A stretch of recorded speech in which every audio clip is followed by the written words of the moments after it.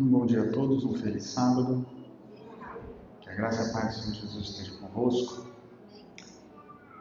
A gente vai estar falando uma breve mensagem, a gente vai falar, apesar do tema ser grande, né? A gente vai falar das trombetas, aí Apocalipse capítulo 8 e capítulo 9.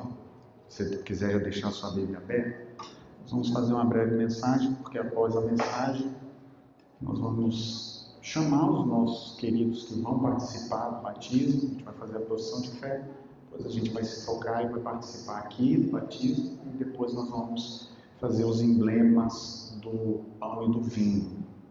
A gente lembra aos irmãos que a gente tem pedido, a gente já viu alguns irmãos já lavando os pés lá embaixo, a gente pediu para a gente, nesse contexto, normalmente a gente prega e depois é que vai fazer o lava-pés. A gente pediu para ser mais cedo, para evitar algum tipo de aglomeração, tá? Então, por isso que foi pedido para que a gente pudesse, a gente já participou, alguns também, mas se alguém ainda não participou e tem planos de participar da ceia do Senhor, pode descer ali, os diáconos, diaconisas vão estar orientando. Também, queridos, a gente lembra que a gente, mesmo nesse período de pandemia, é chato a gente usar máscara, mas a gente sempre pede a recomendação dos irmãos, sempre evitarem rejeitar esse conselho. Lógico que na igreja não vai acontecer aquele desconforto, né, quando a gente não está com máscara aí fora.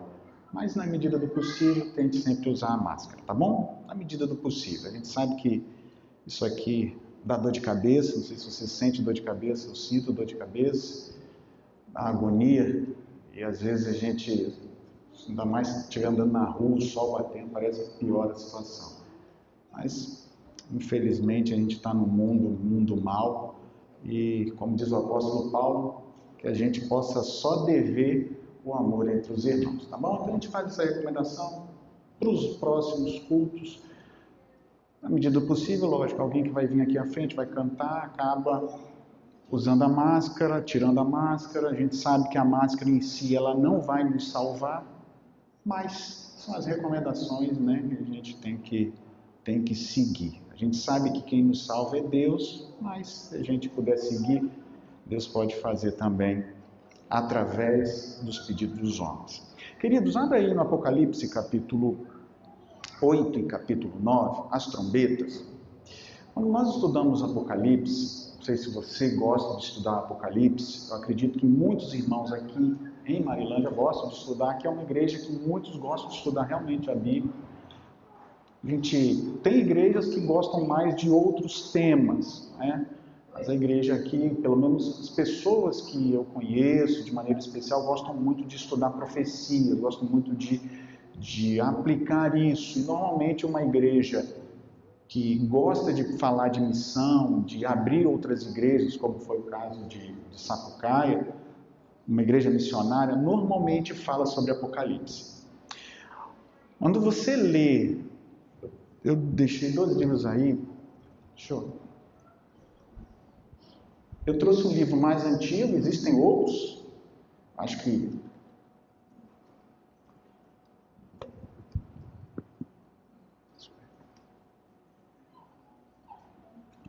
vai escorregar. Deixa eu botar aqui. Acho que muita gente conhece esse livro, Revelações do Apocalipse, tá?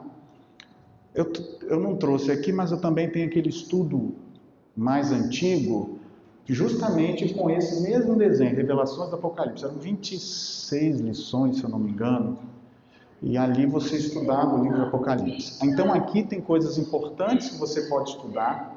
Quando você lê, principalmente das trombetas, você vai ver assim, partes históricas. As trombetas seriam uma parte histórica. O livro do Apocalipse ele é dividido em uma parte histórica, ou seja, de coisas que aconteceram na história, e uma parte escatológica, de coisas que vai acontecer para o tempo do fim. E a parte das trombetas, ela está na seção histórica.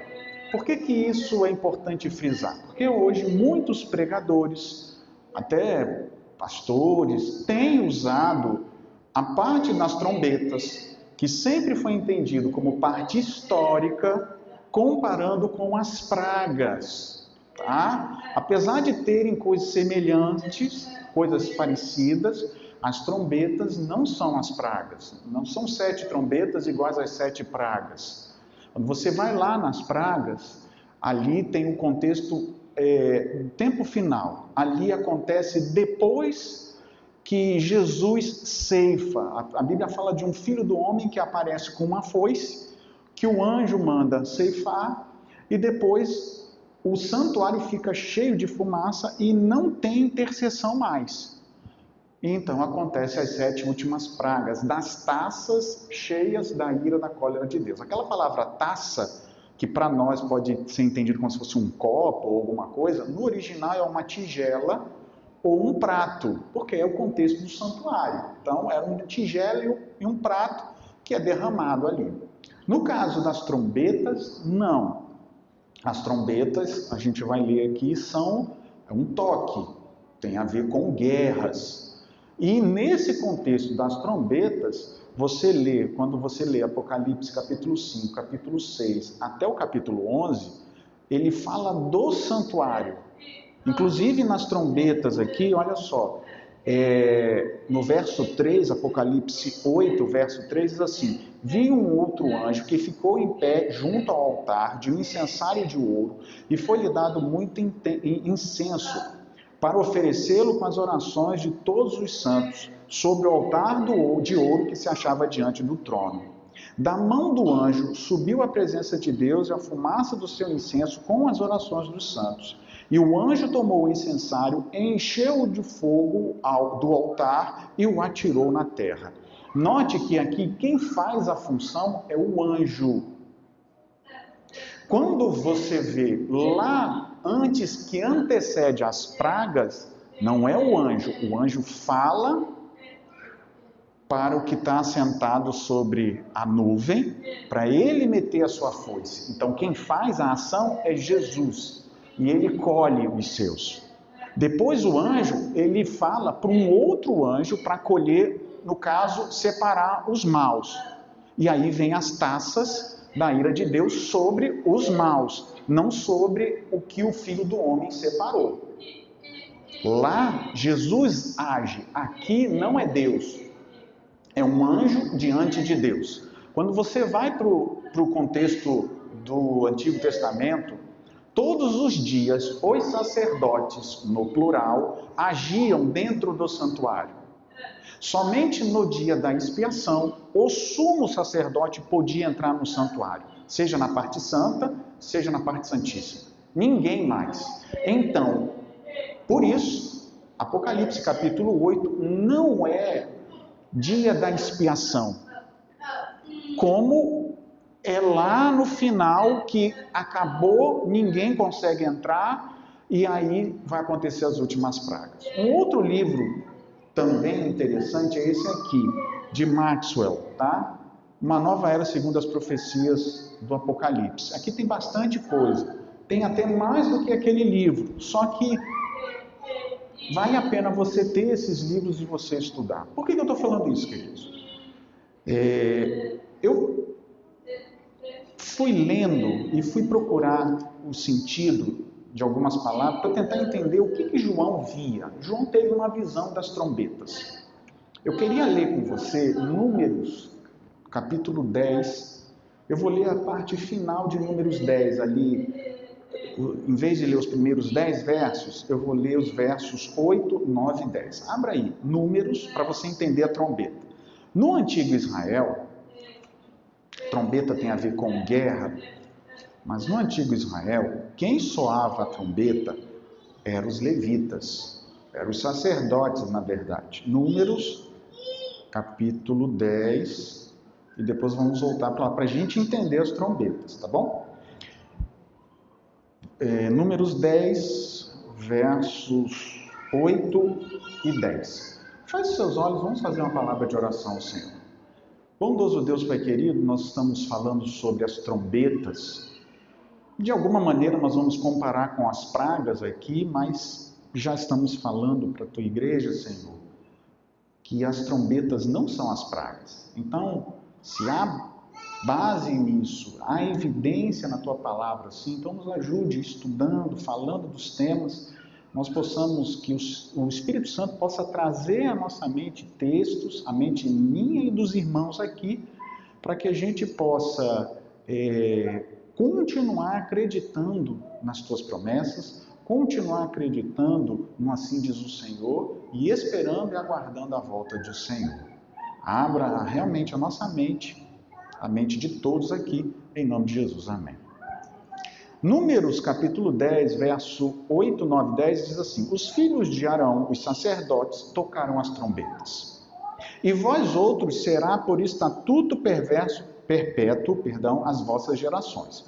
Quando na vossa terra saíres para pelejar contra os opressores e vos apertar, também tocareis as trombetas de rebate perante o Senhor vosso Deus, e haverá lembrança de vós, e as trombetas, e sereis salvos de vossos inimigos. Da mesma sorte, no dia da vossa alegria e das vossas solenidades, nos princípios dos vossos meses, também tocarei as vossas trombetas sobre os vossos holocaustos e sobre os vossos sacrifícios. Então aqui, continua, né? Fala, porque eu sou o Senhor, a lembrança perante o vosso Deus. As trombetas eram basicamente tocadas em 2 momentos de guerra, mas não era simplesmente um atalaia, eram os sacerdotes que tocavam, então tem a ver com parte religiosa. E ainda diz, quando alguém vir sobre vocês, o inimigo está vindo sobre vocês, para o Senhor se lembrar de vocês, então vocês vão tocar as trombetas. E ao vocês tocarem as trombetas, o Senhor vai se lembrar de vocês.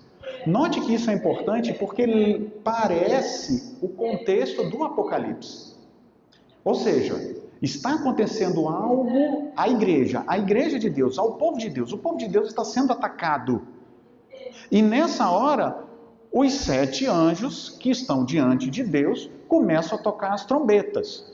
Se no contexto de Números o sacerdote tocava, e note que aquele anjo que encheu de incenso com as orações dos santos e depois devolve para a terra, ele está fazendo uma função de um sacerdote, porque quem mexia no incenso dentro do santuário era sacerdote. E ele devolve para a terra. Se ele devolve para a terra, é como se fosse algo assim. As orações dos santos, a gente acabou de ler, a Bíblia chama de incenso. Quando você vai em Apocalipse capítulo 5, verso 8, abra aí, Apocalipse 5, verso 8, diz assim, o anjo, né, tomou o livro, os 4 seres viventes, os 24 anciãos, se prostraram diante do Cordeiro, tendo cada um deles uma harpa e taças de ouro, cheias de incenso. Essa taça é o mesmo prato ou tigela de ouro, cheias de incenso, que são as orações dos santos. Então, o incenso lá no céu é representado pelas orações dos santos. Ponto. Que orações? Orações de clamor, orações de pedindo de misericórdia, orações que a gente pede ao Senhor. Então, elas estão lá no céu como se fosse incenso. Quando você vai para as trombetas, a Bíblia diz que o anjo, olha só, no verso 3, o anjo que estava em pé junto ao altar, então com a função de um sacerdote, com um incensário de ouro, foi dado muito incenso para oferecê-lo com as orações dos santos. Note que no capítulo 5 diz que o incenso são as orações dos santos. Aqui acrescenta as orações dos santos. Por que não fala simplesmente incenso e incenso? Porque seria redundante. Então, na primeira parte, fala que o anjo acrescentou incenso ao incenso que já existia, que são as orações dos santos. Ou seja, quando você olha para o livro aqui de Apocalipse, nessa hora das trombetas, se incenso é o pedido, é clamor, é misericórdia, porque são as orações chegando a Deus, a Bíblia está dizendo então que o anjo acrescenta aos pedidos dos seres humanos, dos filhos de Deus, acrescenta clamor, misericórdia, pedido. Então é como se alguém pedisse para você algo, só que agora aqui é como se você pedisse para alguém e esse alguém, em teu nome, pede e ainda acrescenta mais. Olha, o pastor Moisés pediu para fazer isso, isso, isso, mas estamos acrescentando mais isso. É esse o sentido do texto. E é por isso que o anjo, diante do Senhor, ele enche e devolve para a terra. Nessa expressão dele devolver para a terra, as coisas voltam para onde? Para cá. É lógico que quando toca a primeira, a segunda, a terceira, a quarta trombeta, as coisas não acontecem no céu. Acontecem aqui. Volta para cá. E ao voltar para cá, o que a gente diz? Que as trombetas cobrem o mesmo período que as primeiras 7 igrejas, que depois você abre os 7 selos. Então, o princípio de Daniel e de Apocalipse é o princípio de ampliação e repetição. O profeta ele fala uma coisa, depois ele vê algo a mais, que é uma repetição da primeira parte, só que ampliado. Em Daniel a gente conhece bem. Daniel capítulo 2 fala dos 4 impérios. Não é assim? A estátua ali. Quando você vai para Daniel 7, você vê a repetição dos 4 impérios com algumas coisas a mais. Fala que iria atacar a lei, que iria magoar os santos do Altíssimo, que pisaria por um tempo, tempos e metade de um tempo. Coisas que não tem no sonho de Nabucodonosor.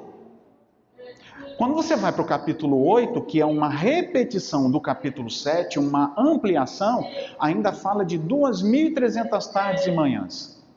Mas está cobrindo o mesmo período do sonho de Nabucodonosor. Mas Nabucodonosor não sonhou com 2.300 anos. A mesma coisa quando você vai estudar Apocalipse. Então, quando o João está tendo uma visão, aí parece que ele termina a sessão e ele diz, eu vi um outro anjo. Eu vi alguém assim, eu ouvi. Então, quando ele está falando isso, é que ele terminou aquela parte e ele está lançando uma outra parte para explicar aquela primeira.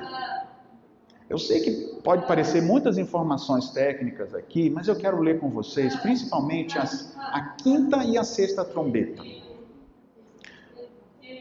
Historicamente, acredita-se que essas trombetas representam a queda do Império Romano e depois o surgimento das tribos árabes, principalmente aí na 5ª trombeta, vamos dizer assim, por Maomé, tá? 5ª trombeta e a 6ª trombeta. Quando fala aí dos gafanhotos e tal, João está tendo uma visão e eu fui procurar lá no original cada palavra, eu fiquei imaginando assim, como se fosse passando um filme. E é isso que eu queria falar um pouquinho para vocês. Note que o tema é longo e eu tenho aqui, eu poderia pegar uma trombeta e comparar com uma praga. E aí você vai ver que quando você faz essa comparação, nas trombetas, sempre é a terça parte. Nas pragas, não fala de terça parte. Por quê? Porque lá não haverá intercessão por alguém. Lá acabou a intercessão. Aqui não. Nas trombetas ainda há pessoas para se arrepender. Ainda há tempo para se arrepender. Quando você lê as 4 primeiras trombetas, eu só vou falar de maneira bem rápida. A primeira trombeta está dizendo que houve uma chuva de pedras e essa pedra era um fogo. O que João estava vendo? Será que João estava vendo uma chuva de meteoros? Não sei. Mas note que nos dias de hoje, a gente, talvez por causa de filmes, né, de destruição de fim do mundo, a gente consegue ver essas chuvas de fogo como se fossem realmente cometa que está entrando e aí se divide e vai causando grandes destruições. João está tendo uma visão. A primeira trombeta é uma chuva de fogo, né, uma saraiva, que é granizo, de fogo, mas não é simplesmente granizo, né, que é gelo, é como se fosse de fogo, literalmente fogo, misturada com sangue. Por que misturada com sangue? Porque vai haver morte. Na segunda trombeta diz que um anjo vê uma montanha ardendo em chamas. Você já conseguiu imaginar uma montanha ardendo em chama? Eu fiquei tentando imaginar o que é uma montanha, porque no original, eu até traduzi aqui, literalmente, foi atirado ou lançado uma grande montanha consumindo em fogo. Será que João estava vendo uma explosão vulcânica? Já viu aqueles vulcões que já estão adormecidos e quando explode lançam pedras? Será que era isso que ele estava vendo? Essa expressão é diferente, a segunda trombeta é diferente da quinta trombeta e da terceira, porque ali fala de uma estrela. Só que na linguagem lá que João está escrevendo, os primeiros 4 textos estão falando, parece que coisas literais. Então ou é uma montanha de fato pegando fogo, só que imagine uma montanha de fogo caindo no mar, sendo jogada no mar. Então pode ser que realmente seja uma explosão que João viu e estava indo para o mar? Pode ser. Ali diz que quando vai para o mar, a terça parte se torna sangue. Morre. Quando você vai para a terceira trombeta, note que eu não estou falando, não estou explicando os reinos dos vândalos, porque quem estuda, quem gosta de estudar, vai pegar algumas partes de história e vai, não, foram o reino dos vândalos, foi um grupo aqui que invadiu o Império Romano no ano tal, que morreu tantos. A minha questão mais aqui é mostrar o que João estava vendo, literalmente através do sonho, tentando interpretar o que diz no grego aquela visão. A terceira trombeta, o anjo tocou a trombeta e sobre a terça parte dos rios caiu uma grande estrela, ardendo como tocha. Note que essa expressão caiu significa que veio de um lugar mais alto para um lugar mais baixo. Então, não é a mesma coisa de uma montanha sendo jogada. Pode ser que aqui, de fato, João viu um grande cometa? Pode. Por que eu estou querendo dizer com vocês? Porque depois diz que o nome dessa estrela é um absinto. Absinto quer dizer amargura. E a terça parte das águas se tornou em absinto, em verso 11. E muitos dos homens morreram por causa das águas amargas. Essa expressão no original, de águas amargas, pode significar 2 coisas. Ou, de fato, o pessoal bebeu a água e ela ser amarga, morreu. Eu fiquei pensando, mas e se você beber uma água amarga? Só se for veneno, mas se não for, você vai sentir dor, angústia, um gosto ruim na boca, mas não necessariamente você vai morrer. Só que essa palavra amarga, de baixo, ela também pode representar destruição, ou seja, essas águas se tornaram destruidoras. Se hoje a gente entende que se um cometa cair, vai criar uma grande onda e vai destruir tudo, então pode-se explicar um pouco dessa trombeta. Só que, por que as pessoas hoje têm colocado as trombetas como sendo as pragas? Porque a linguagem que parece que João está falando, parece que é muito atual, porque a gente consegue entender dos filmes de hoje, de destruição, o que João está falando.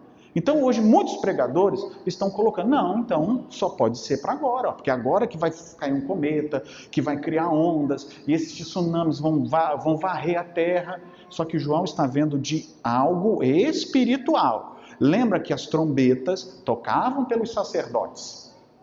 Mesmo sendo uma parte histórica, não é uma parte literal. Não é igual a explicação de Gênesis 1. Houve tarde de manhã, dia 1. Houve tarde de manhã, dia 2. Ali não é simbólico, ali é literal. A linguagem de Gênesis ali é literal. A linguagem aqui não é literal, é uma linguagem simbólica. Então João está tendo essa visão, mas ela representa um simbolismo. Quando você vai para a quarta trombeta, o anjo toca a trombeta e é ferida a terça parte do sol, da lua e das estrelas, para que elas deixem de brilhar, tanto na parte do dia quanto da noite. Ou seja, algo vai atacar o sol, a lua e as estrelas. E vai atingir, porque essa palavra que foi ferida, literalmente golpeada. É a mesma expressão que no Antigo Testamento é usada para Jesus no Cordeiro. O Cordeiro de Deus, ferido de Deus. É a mesma expressão. Então, foi ferido o sol, foi ferido a lua e foi ferido a estrela. Quando você vai para a quinta trombeta, que é o que eu falei, olha só como é triste. O quinto anjo, verso 1, tocou a trombeta e viu uma estrela caída. Mas pastor, o senhor já falou de outras estrelas caídas, inclusive a que era absinto. Mas por que essa estrela é diferente? Por causa da continuidade da descrição. Então, olha só, a terceira trombeta, existiu uma estrela que caiu do céu chamada absinto, que quer dizer amargo. E eu falei que pode significar ou alguém bebeu algo amargo e morreu, ou foram as águas que destruíram, porque essa amargura também pode ser traduzida por destruição. No caso da quinta trombeta, já muda. O quinto anjo tocou a trombeta e viu uma estrela caída no céu, na terra. A estrela era do céu e caiu na terra. Até aí tudo bem. E foi-lhe dada a chave do poço do abismo. A estrela recebeu uma chave do poço do abismo. Então, não é uma estrela literal. Não é um cometa vindo do céu. É alguém que brilha ou que tinha um poder como de uma estrela. E aí, a partir daí, você começa primeiro, ele caiu do céu. A gente já imagina quem seja. Foi-lhe dada a chave. Essa expressão foi entregue para ele um poder. Qual é o poder dele? O poço do abismo. O poço é no meio do mar, nas profundezas do mar. Imagine aí que um cometa fez o buraco, na terceira trombeta fez o buraco, porque caiu do céu, aonde ele bater vai fazer o buraco. A quinta trombeta está dizendo que desse poço, desse buraco, aparece alguém. É isso que a quinta trombeta está querendo dizer. Aparece alguém que tem autoridade sobre o abismo. E essa expressão abismo aí é literalmente, o abismo é um buraco sem fundo, eu até coloquei aqui, e a palavra poço seria um buraco sem fundo no meio do oceano. Basicamente, quando você vai para o abismo, a palavra abismo quer dizer um golfo muito profundo ou uma fenda na terra, mas também considerada o orco. Você já ouviu essa expressão, orco? Quem gosta muito de cultura grega, mitologia, sabe que o orco é o inferno. É a morada, na mitologia, do inferno. Então, quem assistiu aí a Aquaman, tem uma hora que o super-herói lá, ele vai no orco para pegar o tridente que está lá embaixo. E quando ele está lá no meio do mar, porque o buraco é lá no meio do mar. E aí tem vários demônios, porque acredita na mitologia que o orco é o local onde os demônios moram. A gente fala inferno, inferno, muita gente acredita no inferno. Mas existe um local específico do inferno chamado orco, que é o próprio inferno. É lá que é a porta, entre aspas, da mitologia, para onde mora. Só que esse aqui tem a chave do orco, ou seja, ele é o chefe da onde? Da onde? Do inferno. Então, irmãos, percebe como isso é importante saber? Imagine João tendo essa visão. E aí ele continua falando, né? Olha só, versos 4. Foi-lhes dito que não causasse dano à erva verde, nem a qualquer outra coisa verde, nem a qualquer árvore, e tão somente os homens que não têm o selo de Deus. Quando você vê essa parte, então é para o tempo final, porque os 144 mil vão ter o selo de Deus. Só que o que esse texto está me mostrando não é para a parte final. O que Deus está me mostrando aqui é que em todos os tempos, Deus sempre teve os seus o quê? Selados. Ou não, queridos? Deus sempre não teve um povo na terra? Sim ou não? Que não se compra e não se vende? Então quer dizer que os selados só são os 144 mil?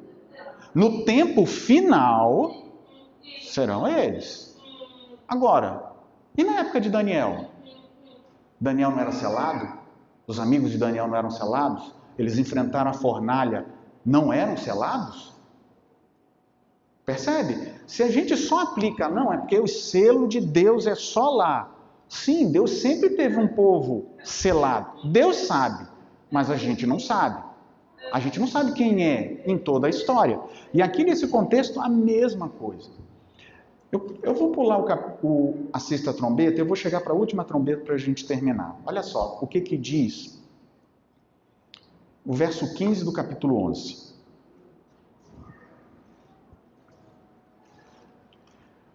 Quando você lê a parte do João capítulo 10 e João capítulo 11, são acréscimos ao sexto selo, a sexta trombeta.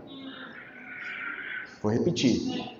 João 10 e João 11 são acréscimos à sexta trombeta.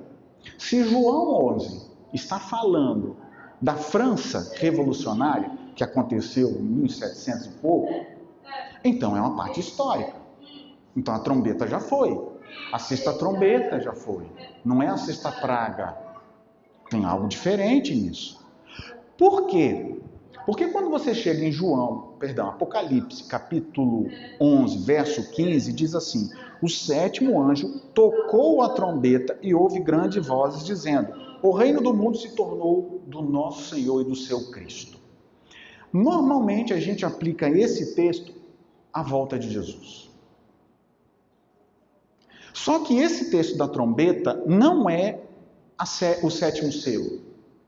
No sétimo selo diz que houve silêncio no céu cerca de meia hora. E essa expressão silêncio, no original, é alguém chegando para João e fazendo assim, ó.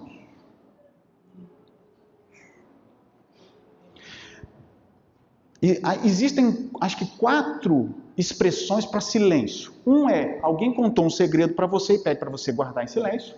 Outro é alguém que dá um berro, todo mundo cala a boca. Aí não escuta nada, todo mundo fica quieto. Essa expressão de silêncio não é nenhuma dessas. É algo que está acontecendo e João está vendo, mas em silêncio. Imagine você estando num local,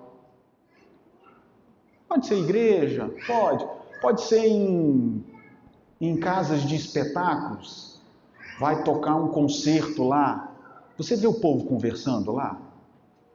Não vê. O povo fica em silêncio, só para o pianista ou para o regente fazer. E o povo ouve e escuta e assiste em silêncio a algo que está acontecendo. Pois é este silêncio que é em Apocalipse 8. E por isso, a cena descrita do anjo fazendo as coisas diante do Senhor e depois atirando para a terra e depois aparecem as trombetas, e na hora que vai aparecer nas trombetas, aí começa de fato, se vai tocar, deixou de ter o quê? Silêncio. Então, João está vendo o sétimo selo. O sétimo selo é o quê? Eu não sei. Eu acredito que seja a volta de Jesus. Mas a Bíblia não diz qual é o sétimo selo. Apenas só diz que o sétimo selo houve silêncio. Ela não mais fala do sétimo selo. Ela descreve todos os outros selos. O sétimo, não. Aí diz que no sétimo selo acontece as trombetas. Só que aí você pode entender, ou as trombetas estão no sétimo selo, e isso é impossível de acontecer, porque se houve silêncio no céu de meia hora, e só na quinta trombeta já vai ter aí 5 meses, como é que meia hora cabe dentro de 5 meses? Não cabe. E no sexta trombeta ainda fala dia, mês e ano, não é assim? Verso 15. Capítulo 9, verso 15 diz: então foram soltos os 4 anjos que se achavam preparados para dia, hora, mês e ano, que dá aí, se for profecia de ano, 391 anos. Então, não tem como as trombetas estar dentro de meia hora.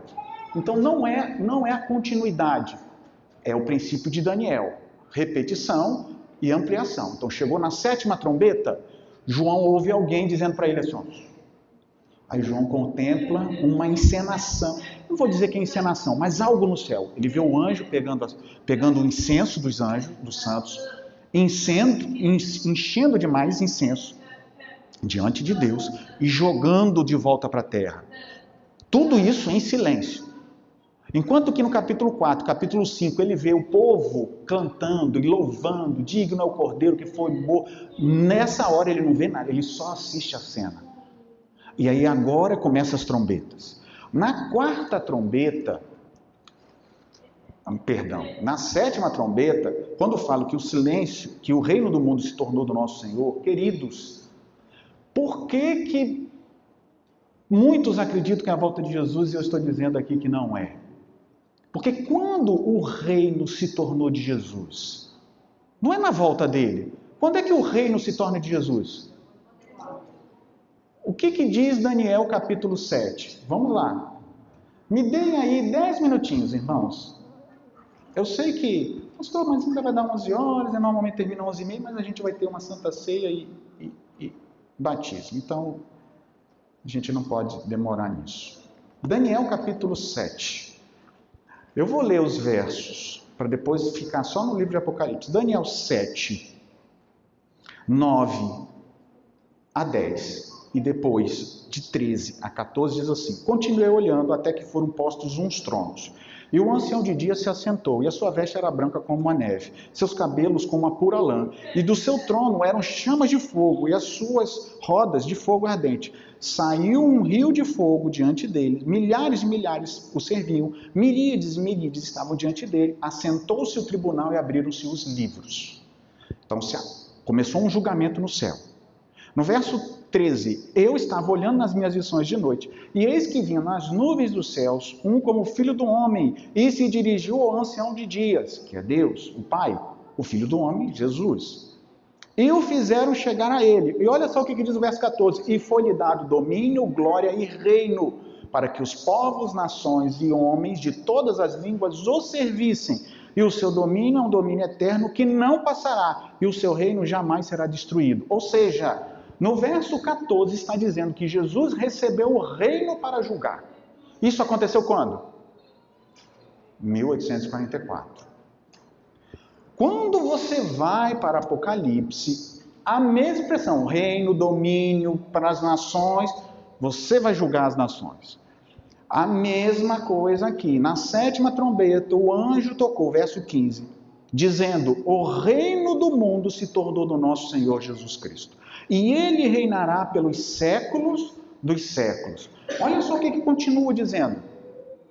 Porque assumiste, eu quero ler agora o verso 17, dizendo: graças te damos, Senhor, Todo-Poderoso, porque assumiste o teu grande poder. E essa palavra assumiste é agora, você agora está pegando, e passaste a reinar.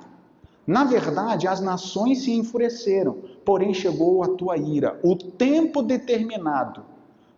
Que tempo? Aí ele diz: para serem julgados os mortos. Então, quando o Senhor recebe os reinos, a Bíblia está dizendo que chegou o tempo dele julgar os mortos. Pergunto, quando Jesus começa a julgar os mortos? Eu não estou inventando, é só ler. Está aqui. Na verdade, as nações se enfureceram porque chegou o dia da sua ira. Chegou, porém, a tua ira. O dia não, o dia é vindo, né? O tempo determinado para serem julgados os mortos, para se dar o galardão aos teus servos, os profetas. E quem são os servos de Deus? Os profetas, aos santos e aos que temem o teu nome, tanto pequenos quanto grandes, e para destruírem os que destroem a terra. E então abriu-se no céu o santuário de Deus, que se acha no céu, e foi vista a arca da aliança no seu santuário, e sobreveio relâmpagos, vozes, trovões, terremotos e grande saraivada. A partir daí, as coisas são escatológicas no livro de Apocalipse. Deixam de ser históricas e passam a ser escatológicas. Termina a sessão dizendo que ele viu o lugar santíssimo, porque ele vê a arca da aliança lá em cima. É lógico que quando ele vê a entronização de Jesus, lá em Apocalipse 5, 4 e 5, obviamente, se é o trono de Deus, né, está diante do trono, o lugar do trono é o lugar santíssimo. Mas note que João não faz questão de falar de santuário especificamente. Ele está falando do céu, do céu. Aqui ele quer usar a linguagem simbólica. Vi no céu que está o trono diante do Cordeiro, os 24, mas eu vi no céu agora a Arca da Aliança. Ele não viu a Arca da Aliança em nenhum outro momento. Ele viu a Arca da Aliança, porque era só no dia da expiação que o sumo sacerdote podia entrar onde estava o quê? A Arca da Aliança. Então note que este é o segredo. Olha só o que diz João, capítulo de João. Apocalipse 10, verso 7. Mas nos dias da voz do sétimo anjo, 10, verso 7. Quando estiver para trocar a trombeta, se é o sétimo anjo, vai tocar que trombeta? A sétima. Cumprir-se-á então o mistério de Deus quando ele anunciou os seus servos e profetas. Muita gente fala que a sétima trombeta é a volta de Jesus. Não é. É a ida de Jesus para o lugar santíssimo, para receber os reinos, para julgar as nações e para dar a cada um o quê? O que merece. Por isso, queridos, eu termino dizendo o seguinte, que nesse contexto que está lá no céu, haveria um povo aqui embaixo, que pregaria, falando das 3 mensagens angélicas, temer a Deus e dali a glória, pois é chegada a hora do seu juízo. Tudo que a gente faz na igreja, queridos, tudo que a gente faz na igreja, é para anunciar a breve volta de Jesus. Tudo que a gente fizer para a igreja, para o Senhor, tem que estar isso em mente. Por mais que a gente possa aplicar literalmente só a volta de Jesus, quando você vai lá, você começa a perceber que há diferença da volta de Jesus para a ida de Jesus para o lugar santíssimo. É por isso que muita gente, em 1844, acreditou que Jesus iria voltar, com estes mesmos textos que eu estou lendo para vocês. Esses mesmos textos, está aqui, vai se cumprir o mistério de Deus. Chegou 1844 e se cumpriu o mistério de Deus, mas Jesus não voltou. E aí, pelo livro de Hebreus, eles começaram a perceber que há um santuário lá no céu. Não figura, mas o real. O que não foi feito por mãos dos homens, mas sim por Deus. E era necessário, o livro de Hebreus está dizendo, que este santuário se purificasse, não com sangue de animais, mas com um sangue superior, que é o sangue de Jesus Cristo. Então não sou eu, não é você, não é Ellen White, não são os pioneiros da igreja que inventaram uma situação para se safar de um problema. Jesus não veio. Então vamos inventar uma doutrina para continuar enganando o povo. Está aqui.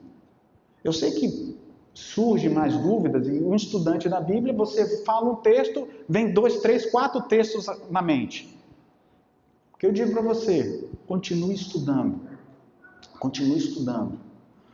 Aquilo que a gente puder responder, né? A gente não sabe tudo, não sabe nada, na verdade. A gente só estuda, como vocês estudam. Pode perguntar a gente. Mas eu termino dizendo o seguinte, as trombetas são a parte histórica e elas terminam na ida de Jesus para o lugar santo, santíssimo, para julgar e receber os reinos. A partir de agora, ele pode voltar, porque ele já está julgando. Pedro diz, já é necessário que comece o julgamento pela casa de Deus. Vamos fechar os nossos olhos e falar com o nosso Senhor?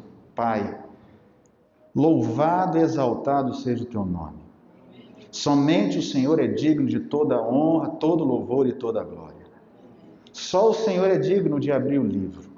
Só o Senhor pode desatar os selos. Só o Senhor pode ceifar a ceifa dos justos. Por isso, Pai, estamos aqui. Por isso, Pai, estamos diante da Tua graça. Estamos em pé, mas diante de um céu aberto que está olhando para nós. Estamos nos últimos momentos da história dessa terra. O Senhor já recebeu os reinos para julgar. O Senhor está julgando as nações. Nos ajude, Senhor, através das nossas orações, dos nossos clamores, que o Senhor possa nos livrar do mal, nos libertar daqueles que perseguem a gente. Agora, de maneira muito especial, Pai, nós vamos participar de um batismo de 4 preciosas almas que estarão descendo as tuas águas, e também vamos participar dos emblemas que representam aquilo que o Senhor fez na cruz do Calvário. O Senhor não precisava disso. O Senhor não precisava morrer por nós. Mas o Senhor nos ama. E porque o Senhor nos ama, nunca passou na sua mente a vontade de nos abandonar. Obrigado, Senhor, porque pelo teu amor o Senhor veio e venceu. Pelo teu amor e pela tua graça, o Senhor agora nos estende a oportunidade de salvação. Pelo teu amor e pela tua graça, nós cantaremos naquele dia: digno foi o Cordeiro que foi morto. Agora, Senhor, continue acompanhando a tua igreja nesses momentos. As músicas que ainda serão cantadas aqui, os momentos do pão, do vinho, bem como as pessoas que estarão entregando a sua vida. E que todos, ao sairmos da tua casa hoje, tenhamos a certeza de que o céu foi aberto para nós, para que o Senhor se revele, mostrando o seu carinho e cuidado por cada um. E se alguém aqui está angustiado, alguém aqui está com medo, se alguém aqui está temeroso das últimas coisas que pode acontecer consigo mesmo, que o Senhor possa dar paz em seus corações, que o Senhor possa acalmar, dizendo que o Senhor é o Todo-Poderoso. Te pedimos, Senhor, a tua paz, em nome de Jesus. Amém.